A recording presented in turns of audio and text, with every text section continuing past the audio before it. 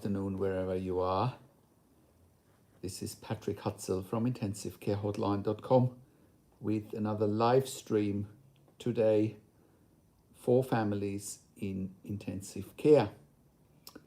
Today's topic is how to avoid a DNR or how to revoke a DNR. Now, for those of you who don't know what DNR stands for, it stands for Do Not Resuscitate Order, or in some countries, mainly in the UK or in Australia, you may also hear a synonym, which is NFR, which stands for Not for Resuscitation. At the end of the day, both mean the same, that if patient is in intensive care or even outside of intensive care, that they will not be resuscitated if their heart was to stop. Now, we dive much deeper into that today as part of this live stream, but this is just to set the scene that this is what our topic about. We will be mainly talking about DNRs and NFRs in ICU. We're not going too much in detail about DNRs or NFRs outside of ICU because that is not our topic really. First of all, I want to welcome you again to this live stream for our viewers. And I want to thank you for coming on to this live stream because I know your time is precious. You probably have a loved one in intensive care if you are watching this stream, and I know your time is very precious. Now, first off, I would welcome you to subscribe to my YouTube channel for updates for families in intensive care. I would welcome you to leave comments, type in your questions, share your insights, and obviously I would also welcome you to subscribe to my YouTube channel and like the video. I would also encourage you to stay right until the end of this live stream and share your questions. Hi Helene, I've seen that you're here, so type in your questions if you have any. So let's dive right into our topic today, how to avoid a DNR/NFR in ICU, or how to revoke it if there is a DNR. So many critically ill patients in intensive care where, literally their life is often hanging at a thread and they're only being kept alive by, multiple forms of life support. They might have sustained severe head and brain injuries. They might have sustained a pneumonia. They might have sustained ARDS or lung failure. They might have Guillain-Barré syndrome. The list is endless of conditions when people go into ICU. But what they often have in common is, especially if lives are hanging at a thread, that ICU teams can be quite forceful and quite pushy to go to families and say, look, don't you think that your loved one should have a DNR or a Do Not Resuscitate order or an NFR, which stands for Not for Resuscitation order. Now, I'm very skeptical when it comes to those orders, and I can, share freely about my experience after having worked in intensive care for over 20 years, where I've also managed 2 ICUs as a nurse unit manager for over 5 years. So I can share freely why I have some reservations about this approach, about DNRs and NFRs more or less being handed out like lollies, and I will dive into that in a moment. Now, when ICUs approach families in intensive care and they say, look, we think you should be signing a DNR or an NFR for your loved one, because if their heart stops, it's best to let them go, not resuscitate, because they wouldn't have any quote unquote quality of life down the line anyway. Now, I will make a live stream around quality of life in and outside of intensive care in the future anyway, but let me share this just for now. Quality of life in intensive care, or outside of intensive care for that matter, is subjective. Quality of life can never be objective. It always comes down to the individual and to their point of view, and not to the intensive. It's not up to the intensive care team to determine what quality of life means for a patient or for a family in ICU. So then ICU teams often go on and say, look, it would be quote unquote futile if we did CPR, if we started CPR we need to potentially crack some ribs, and we need to fracture the ribs, and there's going to be undesired side effects from CPR. Now, my question to you is this, or to anyone for that matter: what would you prefer? CPR and cracked ribs, or your loved one being dead? Now, again, I'm not here to make a judgment. I'm here to give you options, and I'm here to educate you about the landscape, about the complicated landscape that is intensive care. I'm here to educate you about your choices, about your rights, because most ICUs pretend that you as a family don't have any rights. They just pretend that, oh, well, we can make decisions about life or death in a vacuum without anybody questioning us. And they're very good at pretending that, and they're very good, like they've been doing it forever and a day, and that families will just go along with whatever ICU teams are suggesting. So nothing could be further from the truth. ICUs are not operating in a vacuum. ICUs have to follow protocols, procedures, state and national laws when it comes to DNRs or NFRs and end-of-life decision-making. So again, coming back to the original question, how to avoid a DNR, where it's as simple as not signing a DNR form, and it's as simple as you advocating for your loved one and making sure they get the best care and treatment. And Helene, before I come to your question, just give me a second. I'll just want to finish off my train of thought, and then I'll come to your question, Helene. So the bottom line is this: if you sign a DNR or an NFR, you're more or less signing the death certificate for your loved one. And why do I say that? If you sign a DNR, the ICU team won't put their best efforts forward. You're almost signing like a death warrant, and you're almost signing like, oh, well, we don't want everything done to be anyway. We might as well just move towards palliative care or end-of-life care pretty quickly. And I've seen this again hundreds, maybe thousands of times after 20 years in ICU, and now obviously in my own consulting and advocacy practice, I'm dealing with it almost weekly. So, Helen, just quickly coming to your question, you're saying, oh, this is very topical. Thank you, Helen, for sharing this. You're saying, Mum's ICU team doctors pressured me to change her to be DNR to cover up malpractice injuries. Yeah, no surprises there, Helene. And this is so topical.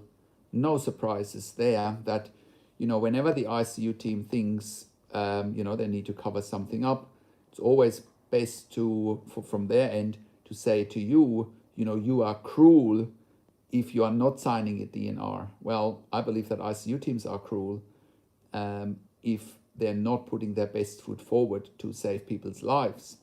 Now, why would ICUs why would they push for DNRs or NFRs? Well, from my experience, after having worked in intensive care for over 20 years, from my experience, the following is applicable. You got to picture this, and you always have to ask yourself when you have a loved one in intensive care, what is the worst case scenario for an intensive care unit? Now, I can tell you what the worst case scenario is for an intensive care unit. The worst case scenario for an intensive care unit is to look after a patient in intensive care that's critically ill indefinitely with an uncertain outcomes. And most patients in ICU, or many patients in ICU, fit that criteria. And this is especially true now in 2021 with COVID, with ICUs being full of patients with COVID-19, ARDS/lung injuries or lung failure. Many of those patients would fit that criteria. The outcome is very uncertain, and they could be in ICU indefinitely for long periods of times. And by ICUs trying to limit or withdraw treatment, by ICUs trying to push families to sign DNRs or NFRs,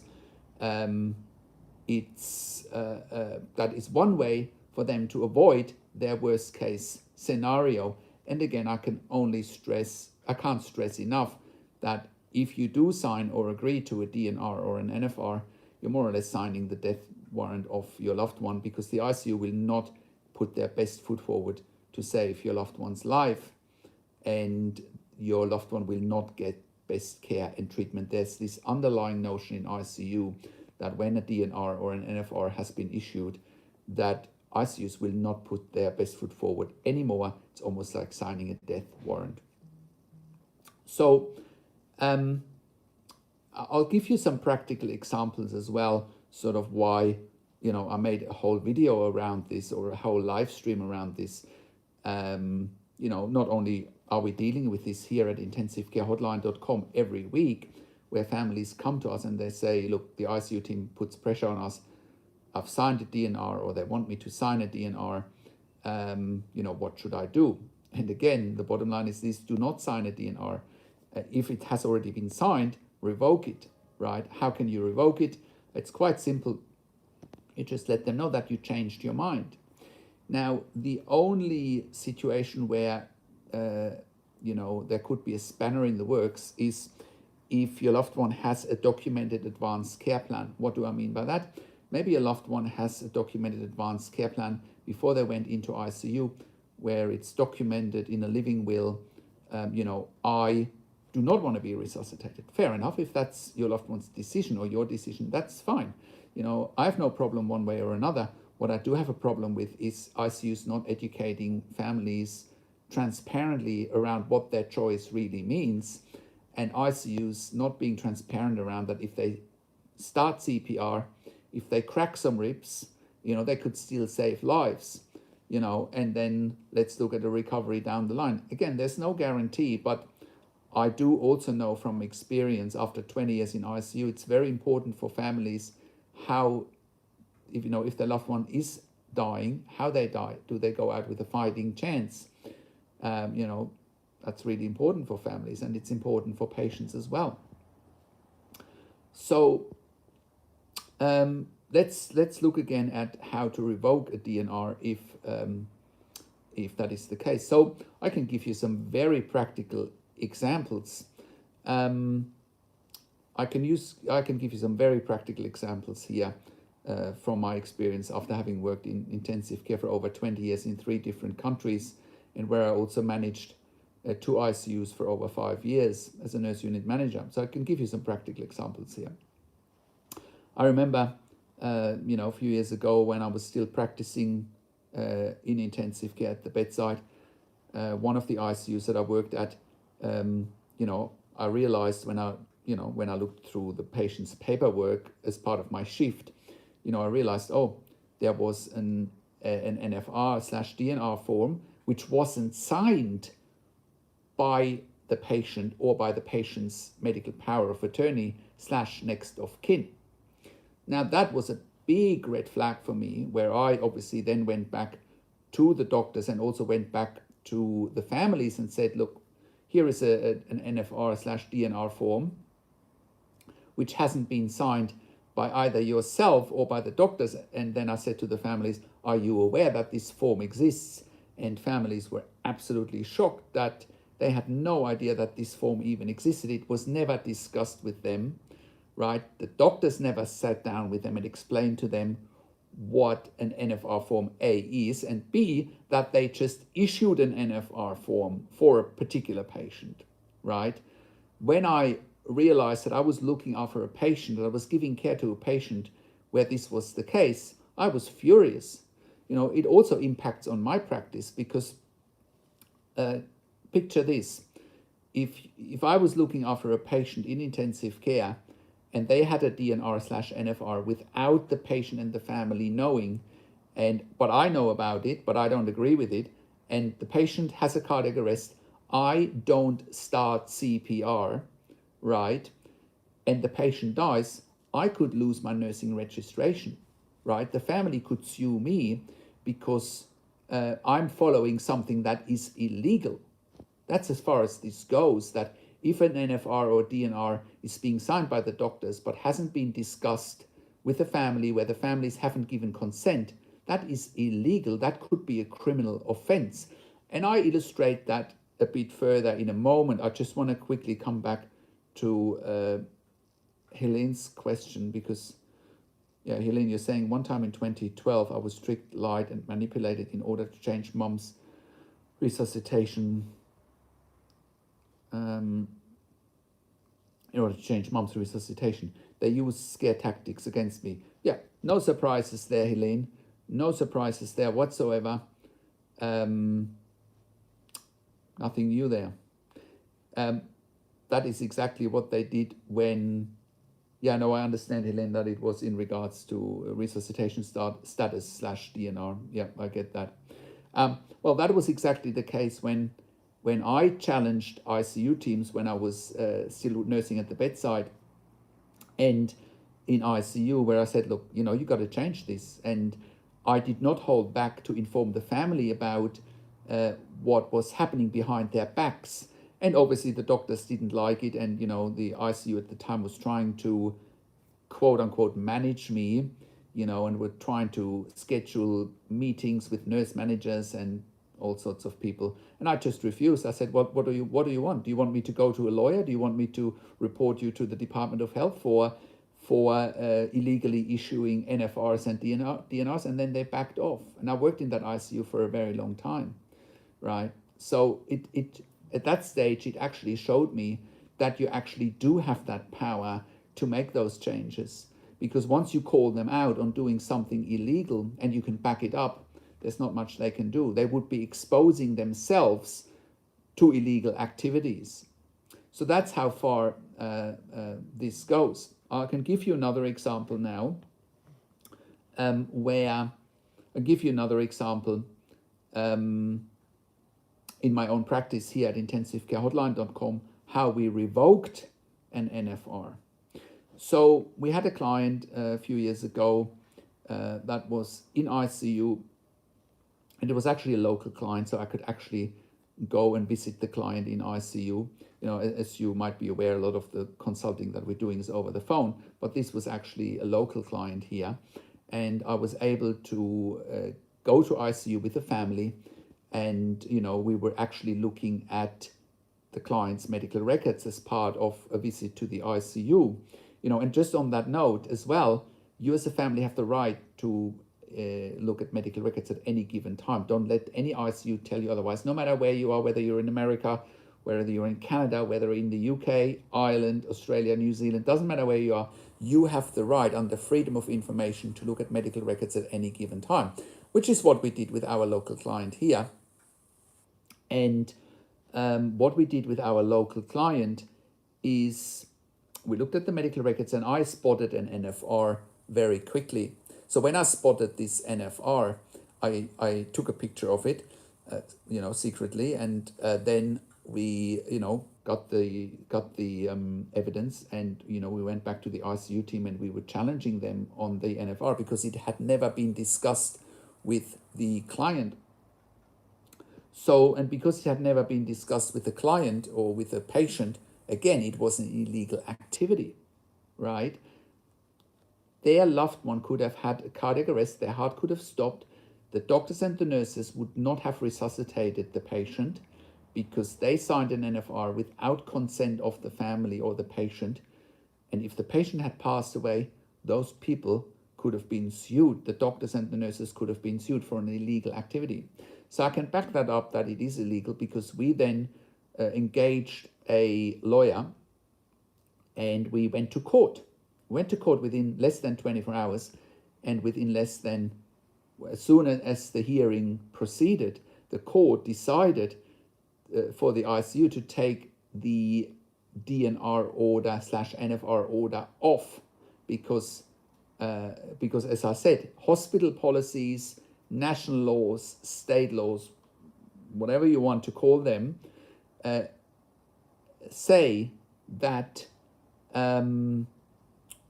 it takes patient or family consent to issue NFR or DNR orders. It's as simple as that. Now, want to welcome all of our other guests as well on this call. I know, Feline, you're here. Feline, if you have a question, just type it into the chat pad so I can get to it and answer it.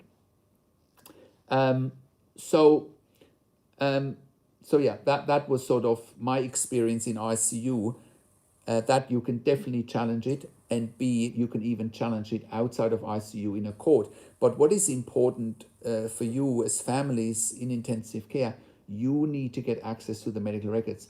I can tell you now from experience, ICUs will lie into your face and will say your loved one is for full resuscitation, and in the paperwork there might be a DNR or an NFR. That is why it's so important for you to get access to medical records. I can't stress this enough,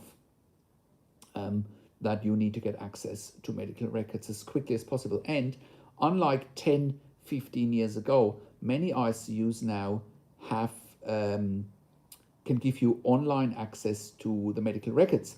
They basically send you a link to a website, they issue you with a username and a password, and you can look up medical records at the drop of a hat, right? And as part of our consulting advocacy here at Intensive Care Hotline, we can help you with reviewing those medical records, again, at the drop of a hat, you know. It's really good in this day and age, you know, with the internet. There are still some ICUs that are not electronic, but a lot of ICUs now have electronic records, and you should definitely make use of that. As soon as your loved one hits intensive care, you need to get access to medical records so you can actually see what's happening in real time.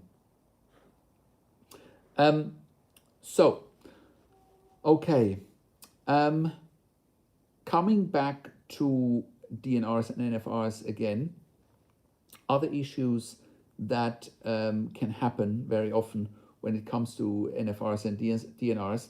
Sometimes NFRs and DNRs may also be staged. And what do I mean by that? So you could say a DNR is not for CPR, not for chest compressions, right?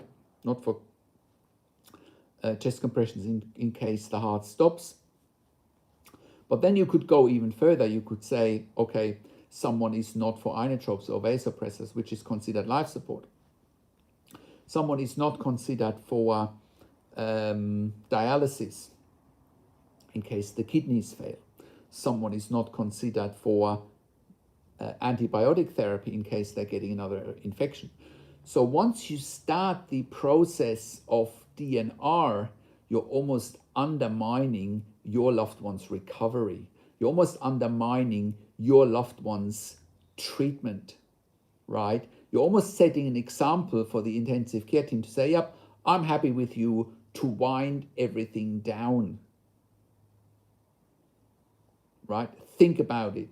Why would the ICU team go full steam ahead with treatment if you're basically saying, well, I don't want my loved one to be resuscitated, right? So you really have to carefully think about those things and consider your decision making.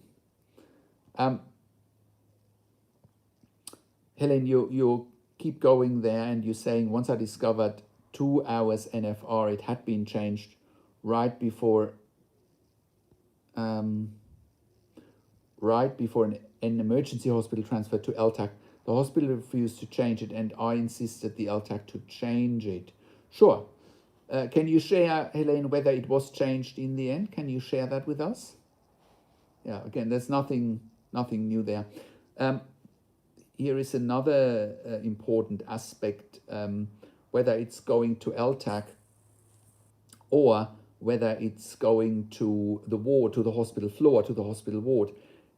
Part of the issue with the DNR/NFR is also that if your loved one leaves intensive care, part of the NFR or DNR is often that a readmission to intensive care is denied as part of the DNR or NFR. It might say on the form, not for ICU readmission.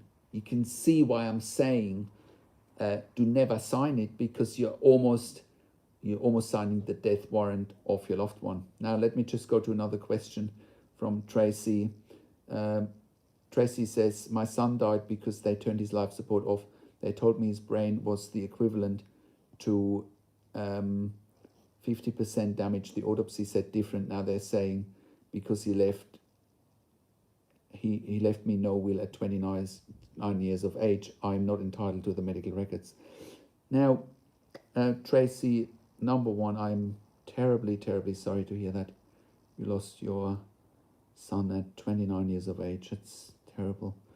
But Tracy, the only reason you may not be entitled to his records is if you are not the medical power of attorney. If you are the medical power of attorney, then you definitely have access or the right to have access to the medical records. Maybe you are not the medical power of attorney. I can't obviously comment on that. But on when you're saying they told you that his brain was the equivalent to 50% damage, the autopsy showed differently. Well, there's no surprises there. Tracy, because ICU teams only tell you half of the story, and unless you are asking all the right questions and unless you're getting help from professionals like ourselves here at Intensive Care Hotline, you'll be fighting a losing battle. If you don't question everything that ICU teams are telling you, you'll be lost. And many families ask for help when it's too late, unfortunately, And but medical records, you have every right to access medical records. You have every right to access medical records if you are the medical power of attorney. Tracy, you're also saying they admitted that his brain stem was not dead. Now, I can't stress this enough. There is a very big difference between brain dead and brain damage. There is a difference like day and night. If someone is considered brain dead, they have to go through brain dead testing from two independent parties, and only if two independent parties agree that someone is brain dead, in most countries and states, someone is then actually also legally dead. But that would be for a whole nother discussion. The bottom line is this: if someone is brain damaged, even severely brain damaged, again, there is no reason to stop life support, right? Because again, it comes back to quality of life, what I mentioned earlier. What is quality of life? What is it? It's a subjective measure, not an objective measure. It's up to you, it's up to your loved one, what is acceptable for them for quality of life, right? And you should proceed accordingly. And in this situation, Tracy, it sounds like, the ICU team, just like in many other situations, was walking all over you, and it cost your son's life, which is beyond tragic, And for anybody watching here that has a loved one in intensive care, you have to do your research from day one. You have to question from day one. If you're not getting professional help, if you're not engaging with us here at intensivecarehotline.com, your loved one's life might be at risk. Helene, you saying the ICU team refused to change it, therefore I had to wait until mum was transferred to a different hospital LTAC 5 hours later. Right, okay. Yeah, and that's the sort of stuff we can help with here at Intensive Care Hotline. We're getting outcomes for families because, if we are getting on a call with the doctors and the nurses with you, we change the dynamics. All of a sudden, the intensive care team realizes that they're dealing with a family that has help, and has help from someone that understands intensive care inside out. And that's what you need. You're going into intensive care when you have a loved one there. It's like entering the matrix. You're going into a different world. And unless you have someone that can hold your hand in this environment, you'll be fighting an uphill battle. I can't stress enough that whenever someone is going into intensive care, there's dozens of things happening simultaneously. And unless you understand those dozens of things, you have no idea what you're up against. So I'm coming to the end of this live stream today. We'll be talking. I'll be doing another live stream again next Saturday, 8 p.m. Eastern Standard Time, which is 10 a.m. Melbourne time here in Australia. And I'll see you all again there. Now, Tracy, having another question. Have you ever heard of someone retching as they died? My son sat up 3 times retching to be sick before he died. Yes, I have actually, Tracy. I remember, I've been involved when I was nursing in intensive care. I've been involved in many sort of what I would consider were palliative care situations where we were, quote unquote, making people comfortable to approach the end of life when we were taking breathing tube out breathing tubes out and extubating patients. Now, in retrospect and in hindsight, it was actually euthanasia what we did, which was one of the reasons why I left intensive care eventually, because I didn't want to be part of that anymore. Now, if you're performing euthanasia on someone, euthanasia stands for, you're basically hastening death by using medications, right? And it's illegal in pretty much any country. Yes, whenever we were doing, more or less what I consider now is euthanasia, yes, I have seen that. And when I realized that this was happening, that was one of the prompts for me to leave intensive care and start my own practice here to help families with what I thought was just cruel at the time. So yes, unfortunately, I have seen this, Tracy. Okay. If there are no other questions, I do want to close this off for today. What do you mean, Helene, when you say would fentanyl be considered? What do you mean by that? Fentanyl is part of palliative care and is part of... Look, Tracy, I don't have enough information about your situation, but what I will say, Tracy, is this. Without having had... I would need to look at the medical records, whether they killed him or not, but the signs are there that they have. But I would need to look at the medical records to give you the exact answer to that. Helene, what do you mean with fentanyl ending life? Yes, absolutely. Fentanyl. So when someone enters palliative care for end-of-life stages or for end-of-life care, a combination that is often being used, a combination of medications that is being used is midazolam and either fentanyl or morphine. So yes, you're absolutely right there, Helene, that fentanyl can be used to kill someone. Yeah. The problem in intensive care is that it's such common practice, and intensive care professionals don't even realize what they're doing. That I believe, euthanasia, I believe, is common practice in intensive care, and it's horrible. It's as soon as I realized that this is what we are doing at times, that's when I thought to myself, no, I can't be part of that. Anyway, so that's that for today.